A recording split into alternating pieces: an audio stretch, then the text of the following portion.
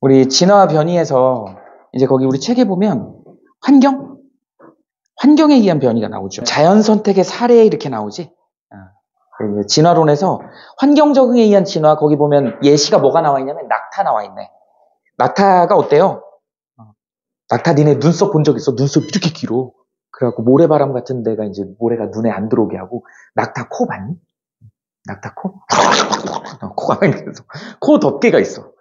그래서 코가 이렇게 선생님처럼 이렇게 들리지 않고, 들리면 모래 다 들어가잖아.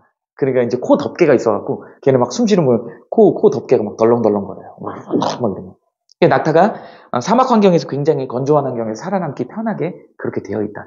뭐 옛날에는 뭐 낙타 그 등에 봉우리 그거 자르면 거기에 물이 들어있다 그러는데 그건 거짓말이고 거기엔 지방이 많이 들어있대요. 그래서 이제 사막에서는 우리가 이제 물을 얻는 것이 선인장? 선인장이 이제 그 저수 조직이 있어가지고 선인장을 칼로 자르면 그 안에 이제 물이 있어서 그걸로 이제 수분 보충하기도 하고, 선인장도 마찬가지로 이런 환경 적응의 진화에 의한 그런 내용이다.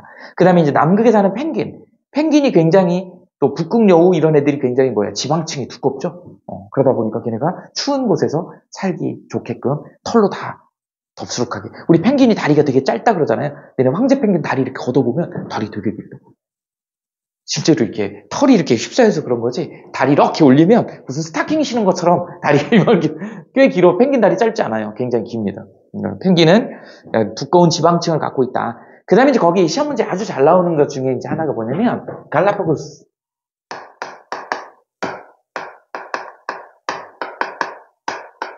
우리가 갈라파고스 군도라고 얘기를 하지. 섬이 여러 개로 이렇게 모여 있어. 그래가지고 거기에 이제 핀치새라고 하는 새가 있어요.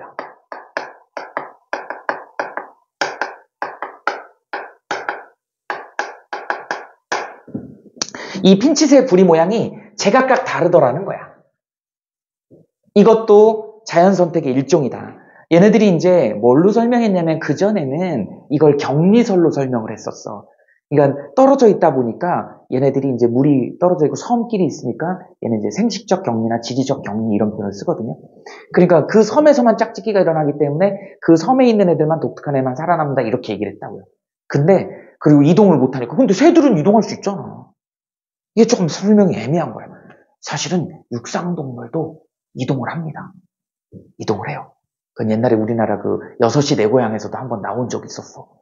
무인도에 갑자기 야생 염소가 출몰해가지고 거기 산에 있는 풀들을 천연기념물인데 그걸 다 뜯어먹는데, 그래서 군청 직원들하고 포수들을 섭외해가지고 걔네 이제 개체수 조절하러 들어간 거야. 그래서 6시 내 고향 팀이 같이 따라 들어가 있어요. 통통배를 타고 통통통통통. 근데 리포터가 갑자기 웬걸? 돼지 한 마리하고 염소 한 마리가 그 깊은 바다를 헤엄쳐서 가는 거야. 그러니까 그게 야생 염소가 아니고 육지에서 건너간 거예요. 이게 격리설이 완전히 무너지는 거야. 마그너라는 사람이 격리설을 주장할 때 뭐라 그랬냐면, 섬과 섬들 이렇게 떨어져 있는 데에는 바다를 육상동물이 건너가지 못하기 때문에 수영을 못하니까 그래서 이쪽에만 있고 이쪽에만 있다 이렇게 얘기를 한 거야. 근데 그게 6시 내 고향에서 깨졌습니다. 돼지하고 염소가 그 깊은 물을 막 수영해서 가더라니까. 돼지가 의외로 수영을 잘하던데. 걔가 비계가 많아서 물 위에 둥둥 뜨나? 그건 잘 모르겠는데 어쨌든 그렇게 가더라고요. 그래서 격리설이었는데 이 격리설이 아니고 얘를 갖다가 자연선택설, 종합설로 설명을 한다. 어떻게 된 거야? 원래 핀치새 부리가 이렇게 생긴 애도 있고요. 이렇게 뾰족한 애도 있고요. 이렇게 작은 애도 있고요. 이렇게 두툼한 애도 있고요. 이런 종류들 다양한 애들이 있더라는 거지. 이걸 우리는 전문용어로 뭐라 그랬어? 변이. 이걸 변이라고 그랬어. 그래서 섬마다 과잉 생산이 된 거야. 이런 부리, 다양한 모양의 부리를 갖는 애들이 태어난 거예요.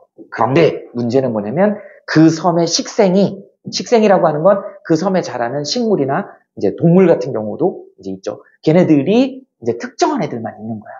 그러다 보니까 이제 어떤 일, 작은 열매가 열리는 그런 애들은, 이런 큰 부리를 갖고 태어난 애들은 그 작은 열매를 까먹기가 어렵잖아. 그래서 얘는 도태되는 거야. 생존 경쟁에서 지는 거죠. 그 다음에 이제 나무 속에 벌레가 많은 그런 섬이야.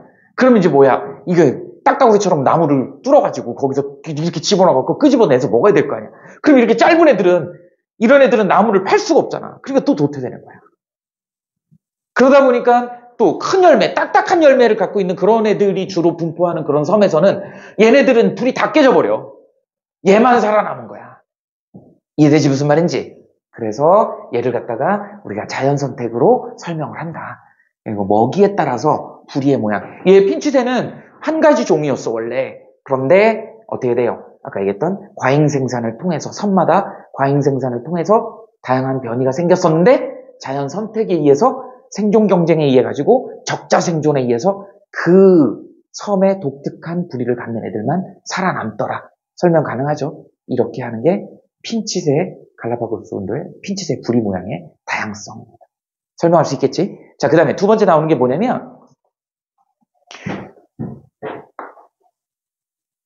공업 암화라 그러죠. 특히 이제 어디? 영국의 맨체스터. 맨체스터 하면 옛날에 그 누구죠?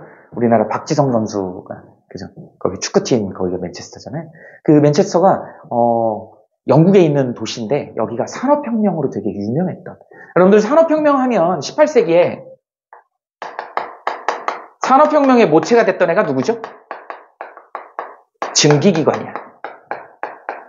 이 증기기관의 에너지원으로 연료로 썼던 게 누구지? 석탄이죠. 석탄. 그 석탄을 많이 떼다 보니까 증기기관으로 이제 공업이 발달하고 막 이러다 보니까 산업혁명이 일어났는데 이 석탄에는 뭐가 탈황장치가 잘 안 돼 있어요. 석유는 탈황장치가 잘 돼 있는데 석탄은 가격이 싸기 때문에 거기다 탈황장치까지 설치를 하게 되면 가격이 안 맞아. 그러니까 그냥 저건 불 떼버리는 거야. 그러다 보니까 여기 이 탈황장치가 없으니까 여기에 뭐가 들어있어? 황성분이 들어있는 거야. 유황성분. 저걸 태우면 계란 썩는 냄새 같은 냄새가 나요. 매캐한 냄새가 나는 거 있잖아요. 그치? 화산지대 가면 저런 냄새가 많이 나죠. 이 황 때문에 그래. 여기서 이제 뭐가 나온다? SOX류가 나옵니다. 이걸 이산화황이라고 해. SOX는 SO2도 있고 SO3도 있고 SO4도 있고 막 이래요. 자, 여기 SO3는 SO2는 이산화황, 얘는 아황산 또는 삼산화황, 얘는 황산 이렇게 얘기를 합니다. 이걸 황산화물이라고 얘기를 해. 이런 황산화물 종류를 여기를 황산화물이라고 하자.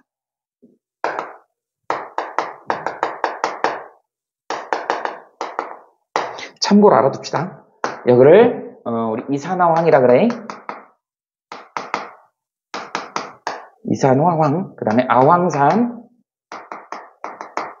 얘를 황산 이렇게 얘기를 하죠.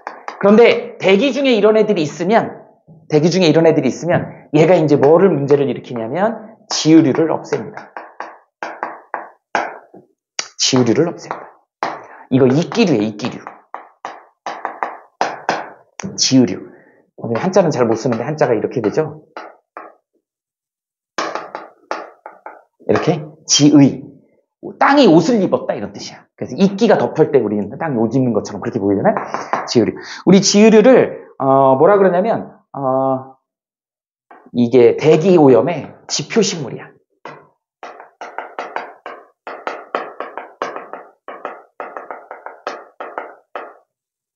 대기 오염의 지표식물. 그래서 이 지유류가 발견이 되면 대기가 굉장히 깨끗한 거야. 특히 이 황산화물이 없는 거야. 근데 산업혁명 이후에 이 지유류가 없어지게 된 거예요. 저 황산화물 때문에. 대기가 오염이 되다 보니까. 그러다 보니까 이제 어떤 문제가 생기냐면, 니네 나방 알죠? 나방. 나방이 종류가 흰색 나방이 있고, 검은색 나방이 있고. 근데 맨체스터 지역에 산업혁명 전하고,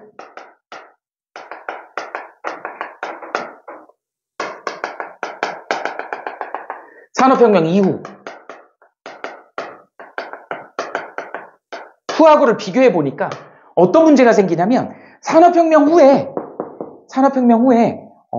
검은색 나방이 많이 번성을 하더라는 거죠. 반면에 이전에는 뭐예요? 흰색 나방이 번성을 했었어요.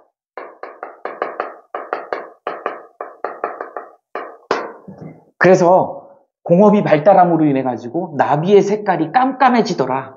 그래서 이름이 공업암화야. 산업혁명 후에 검은 나방이 번성을 하더라. 라고 하는 거죠. 이제 왜 이걸 이렇게 됐냐? 이거를 뭘로 설명해야 돼? 지으류로 설명을 해야 돼요. 나무가 이렇게 있어. 나무가 이렇게 있으면 지으류가 흰색이에요. 흰색에 가까운 지으류가 나무에 이렇게 생기는 거야. 그러면 거기에 흰색 나방하고 까만색 나방이 이렇게 딱 앉아 있잖아? 그러면 이제 새들이, 그 상위 포식자가 새잖아요? 새들이 나방을 잡아먹을 때 누가 눈에 빨리 띌까? 검은색이 빨리 띄어. 그래서 여기는, 조금, 검은색 나방이 잡혀먹히더라. 라고 하는 거죠. 그러니까 흰색 나방이 많이 번성을 할 수밖에 없는 거예요. 반면에 이제 산업혁명 후에는 어떤 일이 벌어질까요? 지우리가 발달하지 않으니까, 이제 지우리가 없어지니까, 이거 없어지니까 어떻게 돼요?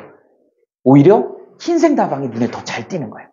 그래서 흰색 나방이 많이 잡혀먹으니까 검은색 나방이 번성을 하더라. 이렇게 된 거예요. 지금 촬영해서 그런데. 어디, 여기 앉아도 돼. 들어와. 괜찮아. 안 찍혀. 됐죠? 이게 바로 공업암화다. 그 다음에 이제 또 나오는 게 뭐냐면,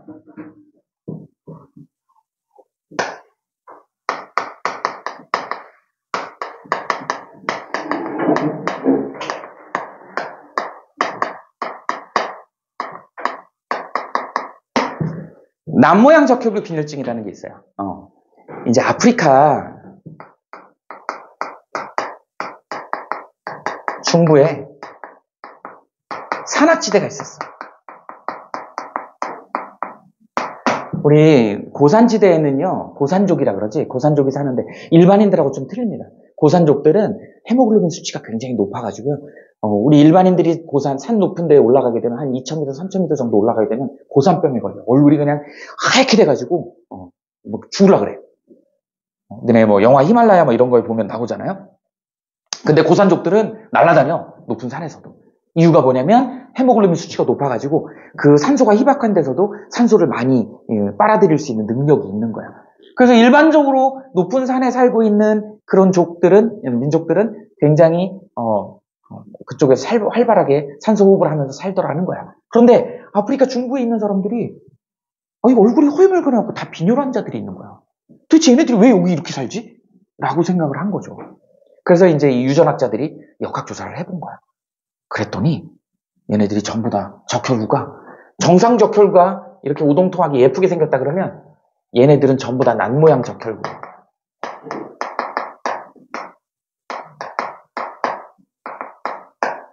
그러니까 적혈구 모양이 이렇게 생기다 보니까 적혈구 하는 일이 무슨 일을 해요? 산소 운반하잖아. 그러니까 산소를 제대로 운반할 수 없더라는 거지. 도대체 그럼 왜 이런 일이 벌어졌느냐라고 하는 거예요. 그래서 이제 유전학적으로 역학조사를 해봤더니 얘네들 보면 이제 유전을 할 때 우리 상동염색체가 이렇게 있으면 여기에 이제 예를 들어서 H하고 A, 여기에 스몰 H하고 라지 이렇게 있다고 해요.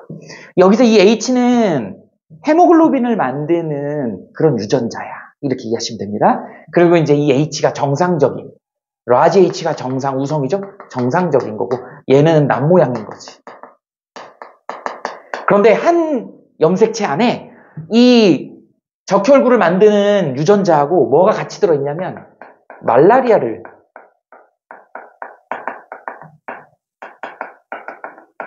말라리아 저항성 유전자가 들어있는 거야. 그런데 이거 대문자 A가 말라리아를 이겨낼 수 있는 애예요.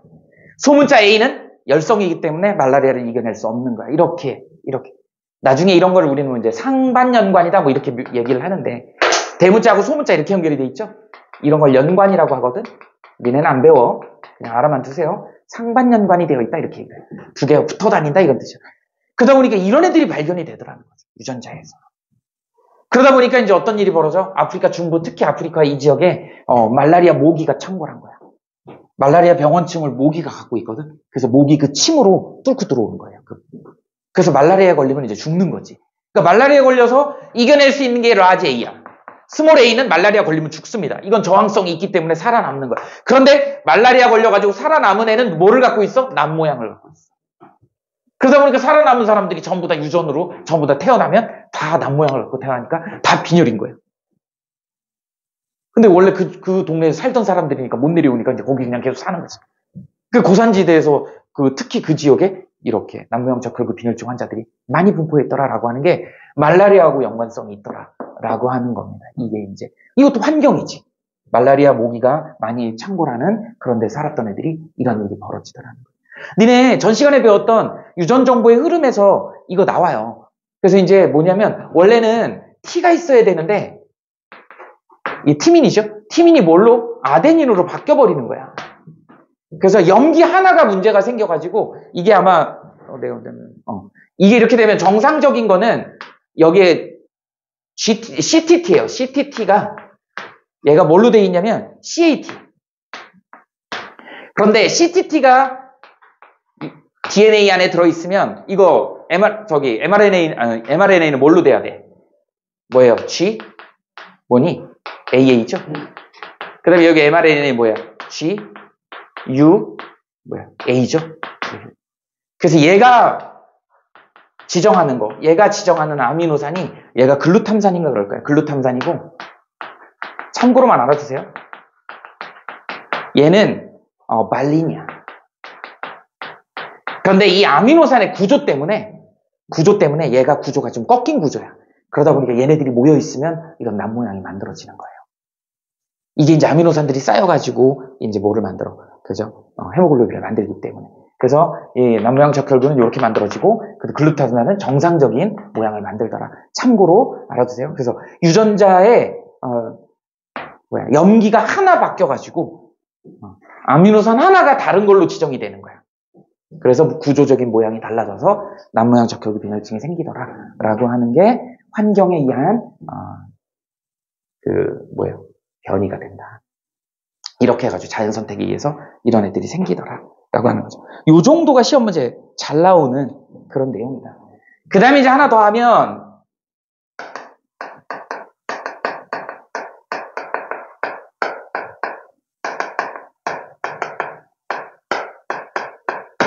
항생제 내성세균에 대한 얘기를 설명을 해야 돼요. 항생제. 여러분들이 이제 세균 우리 배웠던 것 중에 뭐 있지? 세균 있고요. 그 다음 바이러스 있고요. 그 다음에 곰팡이 있어요. 너네 약국 가서 약 살 때도 또는 요새는 병원에서 진료를 다 해줘서 약국 가서 그냥 사는 거니까 그런데 그래도 상식으로 알아야 된다. 세균을 죽이는 게 우리가 일명 마이신 먹는다 그러잖아요. 마이신이라 그러죠. 그 마이신은 상표 이름이고 우리가 일반적으로 얘기하는 마이신이 뭐다? 항생제입니다. 그리고 세균을 영어로 뭐라 그래? 박테리아라 그래. 그 다음에 얘는 뭐죠? 바이러스라고 하죠? 이렇게. 그러니까 박테리아하고 바이러스는 전혀 다른 거야. 그 다음에 이제 얘는 펑자이라고 그러죠? 이렇게. 곰팡이. 그래서 이제 얘는 뭐라 그래요? 코로나19 바이러스 치료제가 있죠. 항바이러스제라 그러죠. 그 다음에 얘는 무좀약. 항진균제라고 얘기를 해요. 무좀도 약간 세균이라고 보통 표현을 하기, 무좀균 이렇게도 표현하는데 사실은 무좀균의 원천은 누구다? 곰팡이다. 곰팡이에요. 그러다가 이제 발가락이 간지러워서 발가락 사이를 막 긁다가 여러분들이 이제 머리가 가려워서 머리를 긁었어. 이게 원형 탈모야. 니네 원형 탈모는요, 그거 무좀균이 머리에 옮아간 거야. 원형 탈모 왜 생기지? 스트레스 받아서. 스트레스 받으면 왜 원형 탈모가 생겨? 스트레스 받으면 면역력이 떨어져갖고. 평소에는 면역력이 좋기 때문에 여러분들이 무좀이 걸린 발을 긁다가 이 균을 그대로 머리에다 옮겨도 면역력이 좋아서 머리에서 다 죽는 거야. 근데 스트레스를 너무 많이 받아갖고 면역력이 약해지니까 어떻게 되는 거야? 유종균이 발에서 머리를 옮겨가는 거야. 그래서 머리가 원형으로 퐁퐁 빠지는 거야. 원형 탈모야. 원형 탈모는 뭐라고? 무좀이다. 머리에 걸리는 무좀이야. 그렇게 생각하면 된다. 그래서 걔네들은 뭐 해야 된다? 항진균제. 곰팡이는 얘는 항생제. 바이러스는 항바이러스제. 그래서 치료제 이름이 조금씩 다르다. 우린 지금 이제 항생제 내성 세균이니까 박테리아에 대한 얘기야. 그래서 이걸 우리는 뭐라 그래? 전문 용어가 있어요. 슈퍼박테리아라 그래. 우리가 코로나19를 겪었지만 바이러스가 굉장히 위험하다는 걸 알고 있죠. 근데 그거보다 더 위험한 게 이제 이런 거일 수 있는 거야. 그죠? 너네 뭐 코로나 바이러스 말고 또 유명한 무서운 바이러스 있죠. 치사율 높은 거. 에볼라 바이러스. 들어봤지? 에볼라 바이러스. 근데 이제 슈퍼박테리아는 좀 다른 거야. 얘는 감염이 돼가지고 치료약이 없는 거예요. 내성이 생겨버려서. 내성이 생겨버려서. 내성이 생기면 어떻게 된다? 약이 없어. 그럼 어떻게 돼? 감염이 되면 잘라야 돼. 절단하는 수밖에 없는 거야. 죽는 수밖에 없는 거야. 아니면 무균실에 살아야 돼. 너네 에이즈 위험하다고 그러잖아요. 에이즈 걸리면 제일 많이 사망하는 원인이 뭔지 알아? 감기야. 감기 바이러스에 의해서 저기 되지만 그걸 못 이기는 거야. 면역력이 떨어져서. 후천성 면역결핍증. 그래 무균실에 살아야 돼. 균이 없는 그런 곳에. 이 슈퍼박테리아의 문제점이 이제 뭐냐면 항생제를 너무 남용해서 쓴 거야. 우리가 약을 너무 좋아하죠. 조금만 아파도 지금 감기 막 유행이잖아요. 병원에 가면은 막 몇 시, 1시간씩 뭐 넘게 기다려야 돼. 사람이 애들이 너무 많아갖고. 요새 엄마들 그래요. 조금만 아프면 선생님 옛날 사람에서 자연 치유력을 믿거든. 조금 웬만하면 그냥 감기 걸리면 잘 먹고 좀 잠 많이 자고 그러면 나아. 근데 이제 바이러스 독감이나 이런 건 좀 다를 수 있지만 어쨌든 그래요. 일반적으로. 잘 먹으면 잘 낫더라고요. 원래는 감기약은 없는 걸로 그렇게 알고 있잖아요. 치료제가 없잖아요. 근데 너무 우리가 약을 많이 먹다 보니까 조금만 아파도 병원 가니까 우리 몸이 내성이 생겨버려요. 균이 내성이 생겨. 봐봐. 여기 동그라미, 세모, 별표, 세모, 동그라미, 뭐 별표, 세모, 네모 뭐 이런 애들이 있다 그래봐. 근데 사실은 여기 동그라미 애들이 독성이 심한 애들이라고 생각해봐. 쟤네들을 없애야 돼. 없애야 돼. 그래갖고 이 동그라미를 죽이는 A라는 항생제를 갖다 투여를 했단 말이야. 항생제를 투여를 했는데 문제는 뭐냐면 얘를 죽였는데 얘가 살아남아 버린 거야. 살아남아 버린 거지. 그래서 살아남아 갖고 어떻게 되는 거야? 다음 세대에서. 얘네들 같이 죽는 애들 생겼겠지만 동그라미가 또 번성을 했겠죠? 이렇게. 그리고 이제 뭐 별도 있고 삼각형도 있고 이렇게 있다 그래요. 그런데 여기다가 이제 이번에는 별이 문제가 있어가지고 별을 죽이려고 B를 했어. 그랬더니 별들이 죽었어. 근데 좀 비슷해가지고 동그라미도 몇 마리 죽었는데 이 동그라미가 또 살아남았어. 그래갖고 또 다음 단계로 넘어가요. 그럼 또 얘네들이 또 번성을 하겠지, 동그라미들이. 어때요? 이 동그라미들은 지금 A라는 항생제에서도 살아남았고 B라는 항생제에서 살아남았잖아. 그러니까 얘네들은 내성이 생겨버린 거야. 웬만한 항생제에는 죽질 않아. 죽질 않더라고. 그래서 얘가 이제 있으면 어떻게 돼? 나중에는 약이 없는 거야. 약이 없어서 문제가 생기더라. 이런 걸 우리는 뭐라고 한다? 이런 걸 뭐라고 한다? 슈퍼박테리아라고 한다. 항생제에 듣지 않는 애들. 이게 그 뭐 때문에 생기는 걸까? 원인은 뭘까요? 이 내성이 생기는 이유는?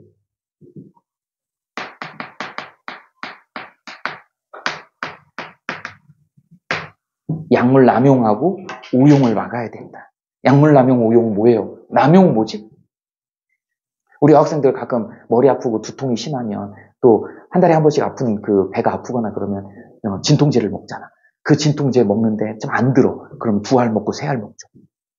네, 저번에 보니까 1알 갖고는 안 돼. 2알 먹어야 돼. 근데 정량은 1알이야. 예를 들어서. 그게 남용이야. 용법대로 안 먹고 많이 먹는 거예요. 효과를 보기 위해서. 그러다 보니까 그 과량으로 남는 애들이 이런 영향을 줄 수 있는 거예요. 이해돼? 무슨 말인지? 그럼 갑자기 화장실 갔다 왔는데 똥꼬가 간지러워. 예를 들어서. 이게 간지러워 죽겠는데 뭐지 어떡하지? 똥꼬 간지러운데? 그 집에 찾아보니까 무좀약이 있어. 무좀약은 발가락에 발라야 되잖아. 근데 똥꼬가 간지러워. 그래서 이거 좀 찍어가지고 똥꼬에다 발랐어. 이거 뭐예요? 발가락에 써야 될 걸 똥꼬에 쓰면 안 되는 거야. 잘못된 사용법을 쓰는. 이러면 세균이 또 내성이 생길 수 있는 거야. 이런 부분들이 문제가 되더라. 이런 것 때문에 이제 뭐가 되는 거예요? 내성이 생겨서 나중에는 절단하고 약이 없어가지고 감염돼서 죽을 수밖에 없는 거. 이게 지금 앞으로 또 우리 인간한테 재난으로 다가오는 내성세균이 되는 겁니다. 그래서 이거 실험이 나와. 이 실험은 하면 재밌을 것 같아. 너네 그 스키틀즈인가? M&M's 초콜릿? 뭐 이런 거 있잖아요. 색깔별로 돼 있는 거. 그거를 여기 책에서처럼 노란색 바탕에다가 빨주노초 파남보 초콜릿을 쫙 뿌려놓고 안대를 썼다가 안대를 탁 벗자마자 또는 눈을 감았다가 떠가지고 보이는 거대로 먹는 거야. 그래서 한번 눈 감았다가 이렇게 뜨는 거, 이 행위가, 눈 감았다 뜨는 행위가 뭐예요? 항생제를 투여하는 행위야. 그럼 이제 빨간 게 빨리 눈에 띄겠지? 먹어. 검은 게 빨리 눈에 띄겠지? 먹어. 그죠? 흰색이 빨리 눈에 띄겠지? 먹어. 몇 번 시행하고 나면 뭐만 남을까? 노란색 초콜릿만 남아요. 걔가 살아남은 내성세균이 되는 거지. 이해되죠? 그래서 이 실험이 이제 이 내성세균이 만들어지는 과정을 설명하는 실험입니다. 눈을 떴다 감았다 하는 행위가 바로 뭐예요? 감았다 뜨는 행위가 항생제를 투여하는 행위다. 그랬더니 결국은 바탕 배경색하고 똑같은 노란색만 남아있더라는 거죠. 걔는 어떤 경우도 살아남더라. 이렇게 돼서 인간들한테 피해를 주는 거 항생제 내성세균이다. 이렇게 이해하시면 됩니다. 이거 빨리 필기해봐요.